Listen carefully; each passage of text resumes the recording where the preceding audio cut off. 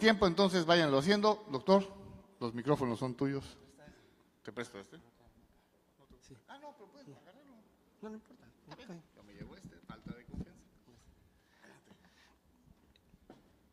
Buenas tardes. Primero que nada agradecer a la organización y particularmente a Enrique que me invitó a este congreso. Para mí es satisfactorio tener la oportunidad de hablar de un tema del que se habla mucho. La palabra resiliencia se volvió una palabra muy sexy. Mucha gente le llama la atención, mucha gente quiere hablar de ella. Yo también quiero hablar de esto, pero resulta que a veces nos damos a la tarea de usar la palabra y no las palabras que tenemos, pero a veces no entendemos las implicaciones del uso de una palabra. Y hoy temprano comentaba con algunos de los amigos cómo a veces lo que hacemos es que, como la palabra está de moda, sustituimos otros términos que venimos empleando, pero seguimos haciendo lo mismo y afirmamos estar haciendo lo nuevo y no ocurre. Entonces esta palabra de la resiliencia, que lo digo, lo pongo en la presentación como resiliencia humana. Se refiere fundamentalmente a la resiliencia en los seres humanos. Digo porque posiblemente aquí hay ingenieros y los ingenieros entienden la resiliencia de mil otras maneras y no como entienden las ciencias sociales. Lo hago desde las ciencias sociales y quería básicamente, ahora que oía las presentaciones, uno deseaba mucho como poder interactuar un poco en esos razonamientos sobre los conceptos de riesgo, desastre y demás que están ahí por este tema. Bueno, el tema es que esta resiliencia humana pareciera que por el espacio donde estoy tiene que ver con la resiliencia humana ante los desastres. Y para poder yo ubicar ese concepto de resiliencia tengo que dar una pequeña definición de qué entiendo yo y en dónde ubico yo este concepto. Básicamente tenemos un ser humano que tiene una diversidad de necesidades que atender y para eso tenemos un entorno ambiental donde tenemos que resolver todas esas necesidades. Lamentablemente para nosotros ese entorno ambiental no es fijo y a veces incluso en algún concepto de la ciencia llegamos a pensar que ahí está la naturaleza y que la naturaleza tiene sus reglas definidas y nosotros como científicos las conocemos claramente. No las conocemos, suponemos cosas de ellas, hemos hecho ciencia y sabemos algunas verdades de ellas, pero constantemente está en cambio, igual que la realidad humana está en cambio. Pero viene el ser humano y entonces justamente con su actividad hace cambios en ese entorno ambiental. Ahora un poco se refería al tema del cambio climático y nos decía la compañera que se expresa como un peligro el cambio climático, pero quizá que ese peligro lo hemos creado nosotros porque hemos sido nosotros los peligrosos contra el ambiente, contra la misma naturaleza.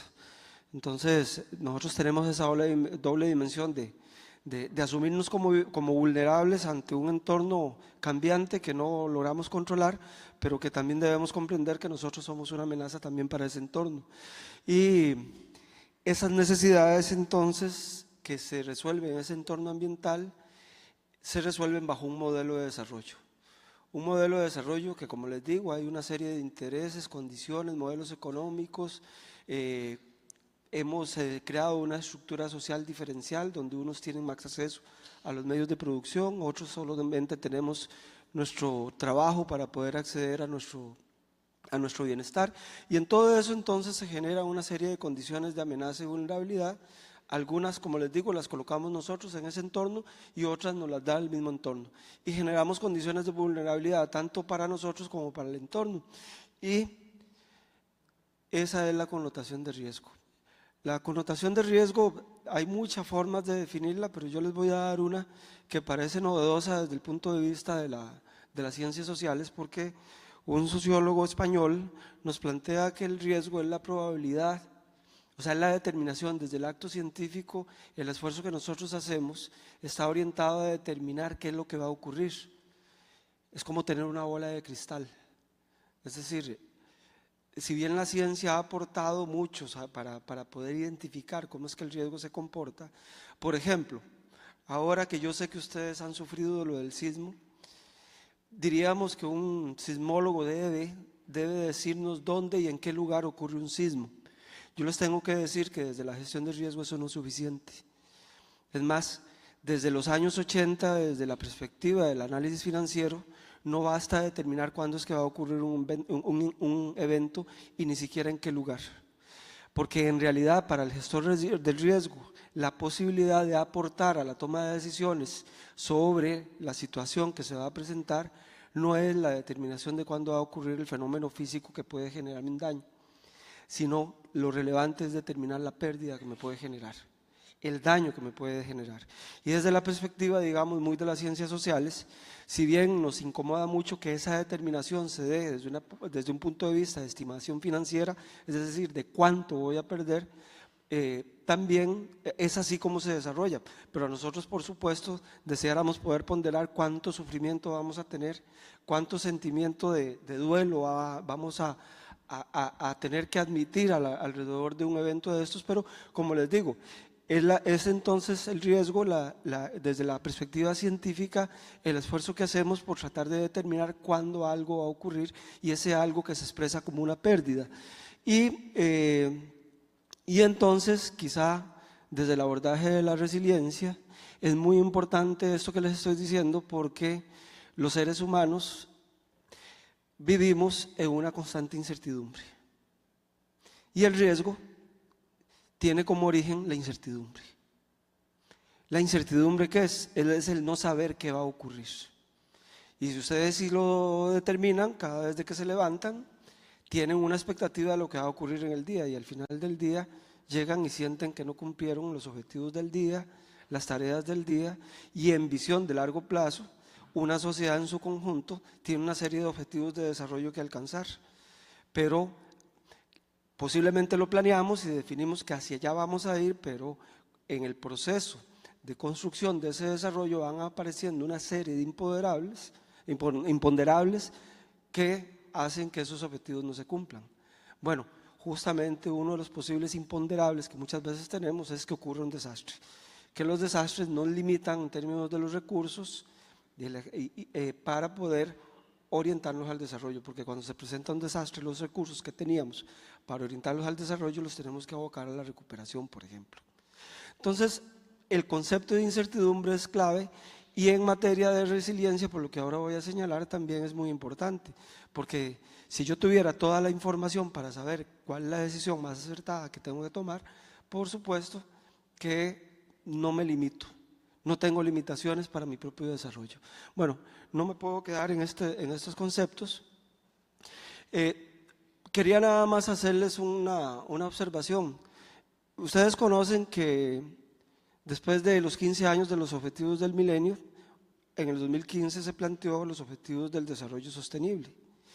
Y lo digo porque hay una terminología muy común en los documentos de política internacional de desarrollo sostenible, de cambio climático y de reducción de riesgo. Lo interesante de los objetivos del desarrollo sostenible, si ustedes recordarán, los objetivos del milenio eran alrededor de 11 objetivos, ahora son 17 objetivos, pero los objetivos del milenio tenían la función principal, la intención principal de erradicar la pobreza. Es el primer objetivo de los objetivos del milenio. Si ustedes ven los objetivos del desarrollo que se aprueban en el 2015, es decir, 15 años después de que ya se suponía que íbamos a erradicar la pobreza, porque esa era la propuesta en el año 2000, vuelve a ser el objetivo de reducción de la pobreza el mismo. Pero hay una característica importante en estos nuevos objetivos, y es que ahora, además de objetivos, nos disponemos metas. Entonces, los objetivos del desarrollo sostenible tienen un promedio de 10 metas por cada uno de los objetivos. Y se postuló como meta justamente porque una de las intenciones que hay ahora es muy importante, es de poder medir qué tanto avanzamos. Les hago ese comentario porque ustedes ven que yo puse en azul aquí unos numeritos. Estos numeritos son las metas que están relacionadas con la temática de gestión de riesgo. y básicamente con reducción de riesgo, y que apuntan justamente al tema de la reducción de la vulnerabilidad y recuerdan constantemente los esfuerzos que en materia de vulnerabilidad se hacen para reforzar la resiliencia de los países, sobre todo los países en vías de desarrollo. Entonces ustedes pueden ver que en el contexto de la política internacional del desarrollo sostenible, la temática de riesgo como nunca antes tiene una repercusión, unos datos muy importantes, y por ahí la importancia del tema que estamos tratando. Bueno, quería básicamente mencionar esto que está acá, son portadas de documentos, los objetivos del desarrollo del milenio, y les quería decir que los objetivos del desarrollo del milenio del año 2000 influenció mucho la construcción del marco de acción de Hyogo, que fue aprobado en el 2015. Aquí debajito de este título del marco de acción de Hyogo hay un eslogan que dice aumento de la resiliencia de las comunidades y las naciones. En materia de los documentos de política internacional, este es el primer documento en el año 2005 donde aparece la palabra resiliencia. Lo interesante de esto es que ahora le damos un bolón, ¿verdad? Le damos mucha importancia a la palabra resiliencia, pero vean ustedes que en este documento aparece la palabra resiliencia y aparece la definición de la palabra resiliencia en la página 6 a pie de página. Y son 2 líneas. Y con base en eso tenemos toda la definición de lo que resulta ser resiliencia para quienes hacemos gestión de riesgo. Por supuesto que eso ha ido evolucionando. Han ido cambiando los conceptos y ahorita vamos a ver las implicaciones que tiene. Bueno, el otro elemento que hemos tenido alrededor de la palabra resiliencia es que justamente porque nos cuesta comprenderlo, lo aprendimos de 1000 maneras, casi como la palabra que va a sustituir otra palabra que ya usábamos, ¿verdad? Esto es muy interesante también lo que les voy a comentar. Una práctica que se está dando a nivel del discurso en materia de desarrollo es que estamos sustituyendo las palabras problemáticas por palabras que resulten positivas o proactivas. Yo no sé si eso es bueno, quizá para la ciencia no es bueno, para los planificadores es un poquito bueno. ¿Por qué? Porque por la palabra resiliencia, por ejemplo, en los documentos de política de gestión de riesgo, lo hemos sustituido por la palabra, nos sustituye la palabra vulnerabilidad. Vulnerabilidad es resiliencia es lo contrario a la palabra vulnerabilidad. Entonces decimos que si somos resilientes no somos vulnerables, o que una práctica para reducir la vulnerabilidad es aumentar la resiliencia. Lo mismo, pero también resulta que la no vulnerabilidad es sinónimo para nosotros del concepto de capacidad.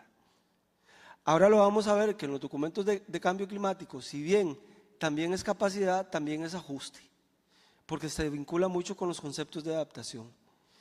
Y luego algunos vienen y dicen que para qué nos enredamos con una palabra que viene del inglés y mejor usamos la palabra resistencia.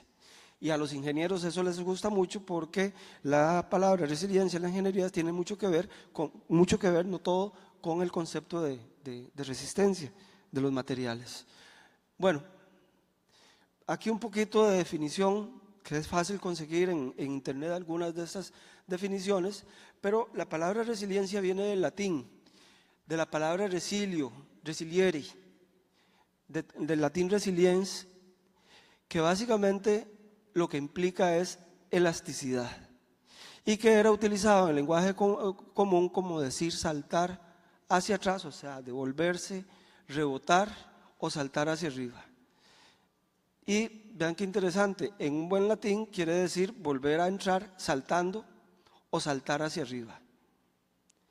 Dice también que tuvo la acepción de significar apartarse o desviarse. Entonces vean cómo nos trajimos una palabra que tiene muchas acepciones en otro idioma ya agotado, pero que tiene unas implicaciones para nosotros porque en su etimología debiéramos reconocer el origen y significado real que la palabra debe tener para nuestro discurso. Bueno, resulta que en la física, y por eso los ingenieros lo usan, sobre todo la metalurgia, lo identificó la palabra como una palabra orientada a hablar de la capacidad de los metales a recobrar su forma original después de haber estado sometido a presiones, a temperaturas, etc. Entonces, por eso en ingeniería es muy utilizado, porque lo que hace es, hay ejercicios para medir esa capacidad que tienen los materiales y, por ejemplo, cómo soportan pesos, vuelvo a decir, temperaturas o cualquier otro tipo de presión que se les pueda ejercer. Pero en ciencia social y fundamentalmente de la psicología, empezó a identificarse la palabra resiliencia. Fueron los psicólogos en ciencias sociales los que empezaron a darle uso, y habla básicamente de la facultad humana que permite a las personas, a pesar de atravesar situaciones adversas, lograr salir no solamente a salvo. Y esta última parte del párrafo es la que más quisiera que ustedes observaran, que es salir a salvo, o sea, capacidad de enfrentar, capacidad de ser resolutivos ante una situación adversa que se presenta, pero además salir transformados por la experiencia positivamente. Esta palabra transformación la voy a seguir utilizando porque ustedes lo van a ver como dentro de las definiciones que nos han ido enseñando sobre la palabra resiliencia, la palabra transformación ha desaparecido. Y eso tiene una connotación ideológica importante. Bueno, dentro del contexto de la ciencia social, la palabra resiliencia se entiende como la capacidad del ser humano para hacer frente a la adversidad de la vida, superarla y, como les digo, salir transformado positivamente. Esta autora es una autora, vean, que escribía desde el 98 y es una socióloga. Bueno, les decía cómo entonces ciertos documentos de política internacional lo han venido abordando, y concretamente el marco de acción de Hyogo lo planteó, pero Sendai también. Pero hay una característica o un elemento importante alrededor de esto, y es que vean cómo en la primera definición que teníamos en el marco de acción de Hyogo, nos decía que la resiliencia era la capacidad de un sistema, comunidad o sociedad potencialmente expuesto, esto es expuesto, diríamos de alguna manera que es en condición de riesgo, para adaptarse, resistiendo y cambiando. Entonces aquí ustedes pueden ver un poco el concepto de transformación implicado en una definición, con el fin de alcanzar o mantener un nivel aceptable de funcionamiento, dice aceptable de su funcionamiento y de estructura, y viene determinado por la capacidad de un sistema de organizarse para incrementar su capacidad, aprender de los desastres pasados y protegerse mejor para el futuro. Eso era la definición que había desde el año 2003, pero vean cómo en los documentos de política internacional la acepción del término varió, y de un pronto a otro la resiliencia es la capacidad de un sistema o comunidad para resistir, absorber, adaptarse y recuperarse. Y ¡pum!, nos quitaron la palabra o el concepto de transformación en la palabra resiliencia. Entonces, efectivamente, por esta segunda definición, la palabra resiliencia no es más que una palabra que orienta la capacidad de ajuste de los sistemas. Esto tiene una explicación, tiene la explicación en esto que les voy a enseñar. Bueno, resulta que efectivamente cuando se viene hablando de la palabra de la gestión del riesgo, se nos dice que el riesgo está determinado por una condición de un factor de peligro o amenaza, y en el ámbito social por una condición de vulnerabilidad. Lo que hemos ido aprendiendo es que algunos científicos de diversas ramas han venido definiendo la palabra vulnerabilidad, y la vulnerabilidad, en esa definición que tengo acá, puede ser entendida como la exposición. Básicamente la exposición es que si yo tengo cercanía con un factor de amenaza, estoy expuesto. Y el estar expuesto significa que, por ejemplo, mi amenaza no es la inundación, la amenaza es el río que se puede desbordar y que puede generar una inundación. Entonces, si estoy cercano al río, o a una falla geológica, o a un cráter volcánico, tarde o temprano ese factor de amenaza me puede dar porque estoy muy cerca de él. Entonces, desde una visión muy fisicalista, muy de lo que las ciencias naturales, de la geología sobre todo, nos han venido a enseñar, la vulnerabilidad es sencillamente una relación con un factor de amenaza que me puede generar un daño, ¿cierto? Pero venimos los de las ciencias sociales y empezamos a complicar más el asunto, la ecuación, y determinamos que sí, efectivamente la exposición, pero también condiciones intrínsecas de un sistema, de un ser humano, de un ser biológico, incluso de infraestructura. Los ingenieros hablan de vulnerabilidad estructural también, y es de los edificios, por ejemplo. Entonces, ¿qué es la vulnerabilidad? Son también condiciones intrínsecas. Y por supuesto, vean que ahora les hablaba de la pobreza. Indudablemente, para un sistema social, quienes son pobres son más vulnerables, ¿verdad? Ahora, no quita que los que no son pobres no dejen de ser vulnerables. Lo que pasa es que la relación de vulnerabilidad es menor, ¿verdad? Pero entonces hay condiciones intrínsecas. La pobreza como un factor eminentemente económico, mis valores, mis creencias, y hasta ciertos elementos de tipo conductual. Bueno, pero resulta que justamente con el marco de acción de Hyogo, la palabra resiliencia, como les dije, empezó a considerarse como un elemento de capacidad. Entonces, concretamente, la palabra resiliencia en nuestro discurso de gestión de riesgo apunta a un concepto de generación de capacidad, porque soy incapaz. Entonces, se sumó a la exposición en las condiciones intrínsecas la determinación de si hay capacidad o no de los sistemas. Y entonces esto significa que incluso nosotros como gestores de riesgo en el análisis podemos determinar si un sistema está capacitado para enfrentar. Y les voy a dar ejemplos.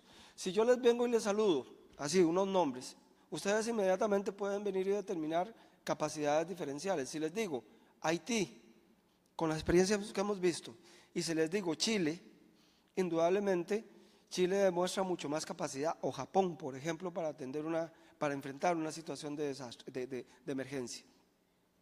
Y Haití, no tanto.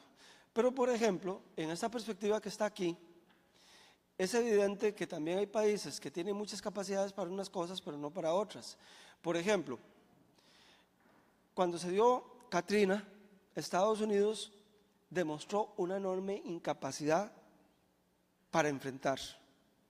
Pero resulta que todo el sistema financiero empezó a operar y de un pronto a otro la capacidad de recuperación de los Estados Unidos es muy importante. Entonces, con eso lo que quiero decirles es que hay condiciones diferenciales de capacidades en los países, en los sistemas, en las comunidades alrededor de este tema. Y finalmente, resulta que ahora, otra palabra sexy, nos apareció la palabra adaptación.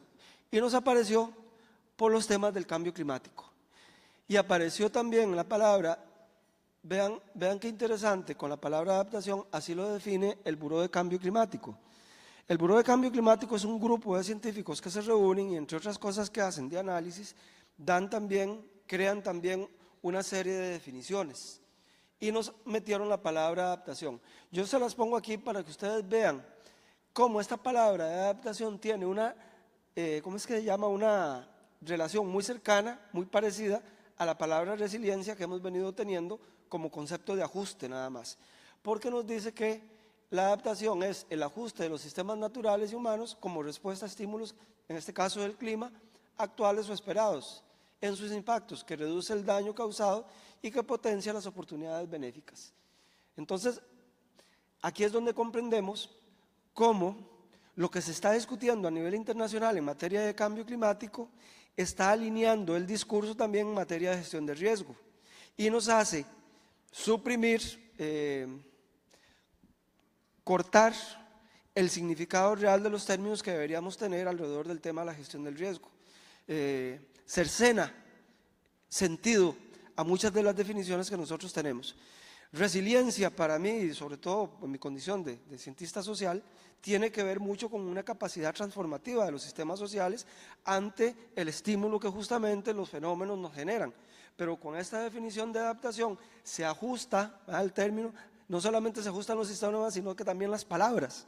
Y de un pronto a otro la palabra resiliencia es casi un sinónimo de adaptación también, pero como ajuste de los sistemas. Entonces, porque aquí la palabra adaptación puede tener un sesgo ideológico muy importante. ¿Qué vamos a entender por adaptación? Por ejemplo, adaptación podría tener también un concepto transformativo. Si necesito adaptarme ante una condición del clima cambiante, entonces yo como sociedad tengo que cambiar para ajustarme a un clima que estoy enfrentando. Pero como esto tiene que ver con, cuando digo me adapto transformándome, entonces mi modelo económico tendría que transformarse. Y hay países y hay grupos de interés que no pretenden hacer transformación en los modelos económicos, ¿verdad? Y vean ustedes en relación al tema de los gases de efecto invernadero. países desarrollados vienen y nos plantean que no van a mover su matriz energética, es decir, que no van a dejar de producir gases de efecto invernadero. Y lo que hacen entonces desde la perspectiva de la adaptación es pagar, aportar recursos para que los países en vías de desarrollo, los que estamos en Latinoamérica, en los en África, en Asia, generemos prácticas adaptativas. Entonces lo que hacen es pagar el precio del ajuste que otros tienen que hacer y con eso resolverlo. Tan poquito me queda. Bueno, entonces indudablemente eso tiene implicaciones. Resulta que hay un informe que se escribe cada 2 años por parte de Naciones Unidas, que es el Informe Global de Reducción de Riesgo, y ahí justamente el planteamiento que nos hace es que si el riesgo es una cosa inherente a los modelos de desarrollo, entonces esos modelos de desarrollo hay que cambiarlos. Y aparece Sendai, teníamos la expectativa de que el marco de acción de Sendai iba a hacernos un cambio en eso. Sin embargo, Sendai no lo hizo. Bueno, ya no me queda mucho tiempo para desarrollar todo lo que hubiese querido, y eso que suprimí muchos de los contenidos que quería tener con ustedes, pero la palabra, ¿qué significa la palabra generar resiliencia? Aquí es una discusión importante que hay que plantear. La palabra resiliencia, desde ciertas orientaciones, sobre todo de la psicología, hay una psicología que se llama psicología del desarrollo o psicología evolutiva. Dice que la resiliencia se genera en el proceso de la socialización de los individuos, de las personas. Entonces resulta que se enfrenta a una situación traumática y esa resiliencia está o no está. Entonces hay posturas a nivel científico que lo que nos van a decir es que hay gente resiliente y hay gente que no es resiliente. ¿Tenés la capacidad o no tenés la capacidad? Y de hecho hasta se pueden haber una serie de evaluaciones para determinar si la resiliencia existe en las personas. Y si no la tiene, salado, como decimos nosotros. Entonces, este es un atleta, soy costarricense, entonces presento un atleta costarricense que nos muestra una enorme capacidad de enfrentar la vida de manera diferente a pesar de la adversidad que tiene. Y esto es un poco, pero no lo voy a poder desarrollar, el concepto de la resiliencia aquí clave, y aquí una serie de factores de la socialización que hacen posible la generación de una serie de características en seres humanos que nos permiten afirmar que son resilientes. No tengo tiempo para desarrollarlo, pero voy muy brevemente a decirles desde la psicología evolutiva. Yo imagino que aquí estamos haciéndonos como una introspección para determinar si somos resilientes o no. Bueno, ¿cómo determinamos si somos resilientes? Si tenemos sentido de trascendencia. Vean qué interesante, porque desde la ciencia pues criticamos mucho a los que creen en elementos religiosos, pero por ejemplo, ¿cómo la religión nos da un criterio de trascendencia? La idea de que hay algo más allá de aquí, algo más allá de aquí. Incluso los que somos cristianos planteamos la posibilidad de que después de la vida hay una vida después de la muerte, ¿verdad? Y que somos tan buenos que vamos a llegar a ella, ¿verdad? A una vida después de la muerte. Yo por lo menos sí. Y eso es un sentido de trascendencia, pero ese sentido de trascendencia, que es muy ontológico, también aplica a ese sentido de trascendencia que tenemos después de una situación traumática, de pensar que puede haber algo mejor después de lo que hemos vivido. Bueno, creatividad y sentido del humor. Este concepto de la creatividad, desde un punto de vista más societal que individual, apunta mucho a la capacidad innovativa. Entonces, una sociedad es resiliente cuando demuestra ser innovativa. La innovación no es para generar resiliencia. Ser innovador es una muestra de que somos resilientes. Y luego dice, pero aquí puse humos, humor es, equivoqué la R por una S. Creatividad y humor. Generalmente la gente resiliente es gente con un buen humor. Autoestima y habilidades, y esto de las habilidades son cosas que se crean, que se construyen, no se traen. Redes de apoyo y sentido de pertenencia. Hubiese querido más tiempo para hablar justamente de las redes de apoyo, porque justamente los psicólogos vienen y nos dicen que al afirmar la posibilidad de la resiliencia, tendemos a pensar que el individuo que es resiliente puede estar solo ante la adversidad. Igual que desde la perspectiva de la gestión de riesgo, ustedes podrían pensar que cuando trabajamos con programas de resiliencia en una comunidad, ahora sí ya pueden enfrentar solo la adversidad. El principal factor desde un plano societal y de la socialización general para ser resiliente es contar con una red de apoyo. Entonces, si decimos que vamos a trabajar la resiliencia de una comunidad, hay que generarles redes de apoyo, no solamente a lo interno, sino también a nivel de las comunidades y a nivel del rol que los municipios y los estados deben generar para poder apoyarle a una comunidad cuando vive una situación de desastre, por ejemplo. Y luego se habla de vínculos afectivos, afectivo, incondicional e identidad. Bueno, el sentido de nación, el sentido de pertenencia está muy asociado a estos conceptos.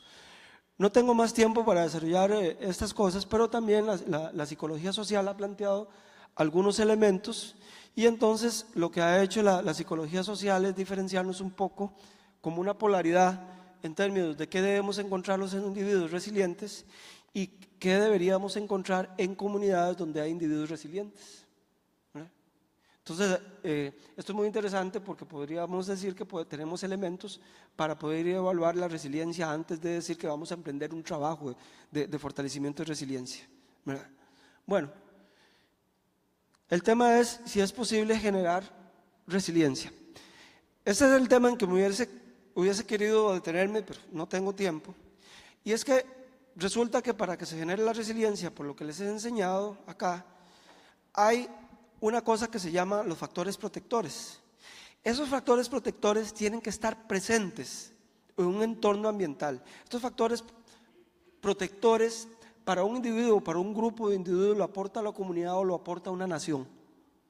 Y tienen que estar presentes para que la resiliencia sea posible. Si esos factores no están presentes, no hay resiliencia. Entonces, un poco lo que yo he hecho es tratar desde la sociología observar qué es lo que la psicología nos ha propuesto en el plano individual para plantear también un enfoque desde el plano más societal. Entonces, así rápidamente, porque no hay tiempo de desarrollar, podríamos pensar, si hablamos a nivel colectivo, que la resiliencia es posible ahí donde hay una identidad colectiva basada en la memoria histórica. ¿Y saben qué es importante en la perspectiva de los desastres de esa memoria histórica? Conocer y saber a qué se ha enfrentado la comunidad desde la perspectiva de los desastres. No hay posibilidad de generar resiliencia a una comunidad si no hay historia del efecto que me han generado eventos anteriores. Conciencia alrededor de lo histórico. Y ustedes saben que en nuestro plano, con nuestra formación judeocristiana, más bien, lejos de tratar de reconocer y darle identidad y reconocer y conmemorar las fechas donde hemos tenido situaciones dolorosas, nosotros tendemos al olvido. Es casi que un acto natural, pero es propio de nuestra cultura, que no pasa, por ejemplo, en Oriente, que cuando hay una situación dolorosa tratamos de rehuirla y evitarla y la negamos, ¿verdad? O cuando nos dicen que aquí va a temblar, no me hable de eso, ¿verdad? Entonces, este elemento de la memoria histórica también debe recoger el historial de lo negativo que llegó a vivir. Un concepto de autonomía funcional y política, y es esa capacidad que tenga ese sistema donde estamos buscando resiliencia de generar su propia actividad en búsqueda de solucionar sus problemas. Hay un elemento clave y lamentablemente para los países en vías de desarrollo esto es lo más delicado y las comunidades, si tengo elementos del entorno en que vivo para lograr mi autosuficiencia económica, ambiental y alimentaria. Y si la tenemos, celebramos, ¿verdad? Una red de relaciones que les decía yo, que como sociólogo creo fundamentalmente que esta es de las más importantes. Y cuando digo de esa red de relaciones y reconocimiento recíproco, no es solamente de ese reconocimiento entre nosotros que somos parte de una comunidad y que nos podemos organizar para dar una atención efectiva, sino además, como les decía, la red de relaciones hacia afuera en un nivel horizontal y vertical, ¿verdad? Luego, una estructura de valores que contribuya a la determinación de objetivos comunes. Donde hay objetivos comunes hay capacidad de organización y hay capacidad de organización y de pretender llegar a algo diferente. Esto es importantísimo, importantísimo. Un marco de gobernabilidad y gobernanza, no tengo aquí el tiempo para diferenciar estos dos términos, se usa mucho esta palabra y se olvida esta, que permita la iniciativa, la creatividad y el pensamiento crítico. Porque una persona resiliente es una persona que es crítica de sí mismo y de la realidad. Dicen que una persona resiliente es capaz de reírse de sí mismo. Y finalmente, una actitud proactiva al conocimiento y a la innovación. Son elementos claves para poder generar resiliencia. Si no hay esta capacidad, tampoco hay resiliencia. Pero la ventaja es que todo es como un dominó. Si cuento con uno de esos elementos, posiblemente los otros van a venir por añadidura. Bueno, como les digo, no tengo mayor tiempo para desarrollarlo. Para quienes tienen hijos, por aquí hay una definición de las cosas que yo debería trabajar con las personas que estoy formando para lograr su resiliencia. Pero igual no tengo tiempo para desarrollarlo, pero son elementos muy importantes en la construcción de individuos resilientes. Muchas gracias. Fuerte aplauso, por favor. Vamos a dar oportunidad a 3 preguntas. Tres. Así es que quien desea preguntar.